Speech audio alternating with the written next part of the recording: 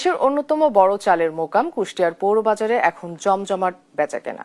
Mill gate থেকে পাইকারি বাজার সব জায়গাতেই দামের তারতম্য। এ নিয়ে আরো জানাতে কুষ্টিয়া থেকে সরাসরি যুক্ত হচ্ছেন আমাদের সহকর্মী নাহিদ হাসান তিতাস। তিতাস, আজকে বাজারে চালের দাম কেমন দেখছেন, বিস্তারিত আমাদেরকে জানাবেন। মনা, কোনো স্বস্তির খবর নেই কুষ্টিয়ার চালের বাজারে। সব ধরনের চালই বিক্রি হচ্ছে আগের মতোই চড়া দামে। আমি রয়েছি কুষ্টিয়ার সবচেয়ে বড় চালের বাজার পৌর বাজারে। আমি যদি এ বাজারের আজকের বাজার দর জানাই, যেমন সরু মিনিকেট খ্যাত কুষ্টিয়ায় সরু মিনিকেট চাল বিক্রি হচ্ছে ৭৬ টাকা কেজি দরে এবং কাজললতা চাল বিক্রি হচ্ছে ৬৭ টাকা কেজি দরে।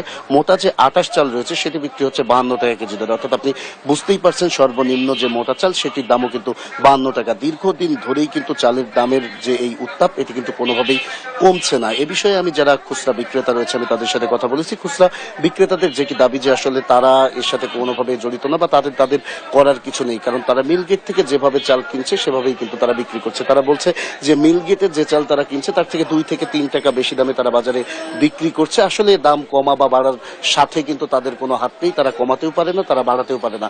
কিন্তু দীর্ঘদিন ধরে এই যে চালের বাজারের যে অস্থিরতা এটি কিন্তু কুষ্টিয়ায় চলেই আসছে, কোনোভাবেই নিয়ন্ত্রণ করা যাচ্ছে না। সরকার চাল আমদানি, বাজার মনিটরিং সহ নানা পদক্ষেপ গ্রহণ করেছে, তারপরেও কিন্তু কোনোভাবেই চালের বাজারটি নিয়ন্ত্রণ করা যায়নি। এ বিষয়ে যারা মিল মালিক রয়েছে আমি তাদের সাথে কথা বলেছি। মিল মালিকদের কিন্তু দীর্ঘদিন ধরেই কিন্তু একই অজুহাত যে বাজারে ধানের দাম বেশি, যার ফলে তাদের উৎপাদন খরচ বেড়ে যাচ্ছে, যে কারণে কিন্তু তারা কোনোভাবেই চালের দাম কমাতে পারছে না। তারা যেটি বলছে, আর এদিকে আরো কিন্তু সংকটের মধ্যে পড়েছে বাজারগুলো।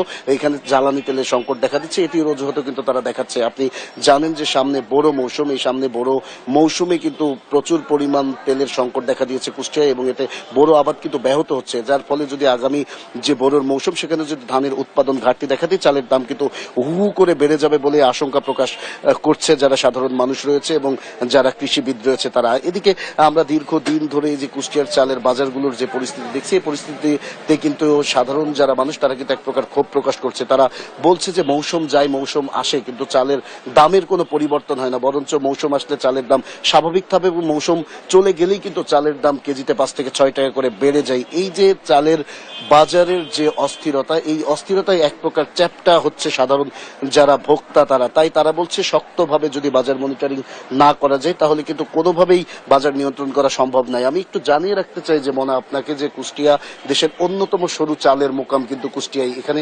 প্রতিদিন ৬০০ টাকা চাল এখানে উৎপাদন হয় এবং প্রতিদিন সকালে কিন্তু দেশের বিভিন্ন জেলায় এই চালগুলো চলে যায়। তাই কুষ্টিয়ার চালের বাজার যদি কোনোভাবে নিয়ন্ত্রণ না করা যায় তবে কিন্তু দেশের চালের বাজার কোনোভাবেই নিয়ন্ত্রণ হবে না। এই ছিল কুষ্টিয়ার চালের বাজার থেকে আমার কাছে সর্বশেষ খবর। মনা।